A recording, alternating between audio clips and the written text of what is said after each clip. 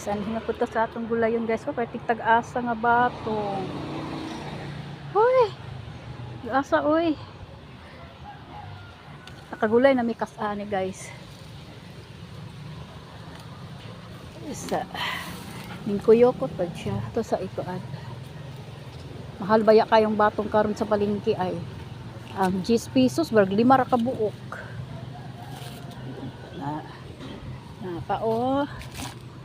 Oh, super. Dami. Yan na to na. Tagasay gid siya kaayo. 1 2 3, barag 3.5 to 4 kataas. May tawag ani guys. Na pa oh. Ay makagulay na taani. Pero kini kaayo isa, dili ka siya mamunga o tagsara. Ay naa di ay. Duha mang harvest ng taani guys kasi magguwang ni. Na sugan niya. Oy gahapon wala pa man ni. Hingod pa man san. Mapay pagbungaan. Dami talong. Kaya ang gulay karon grabe na jud kamahal. Magid ma bangbang na. O di ba?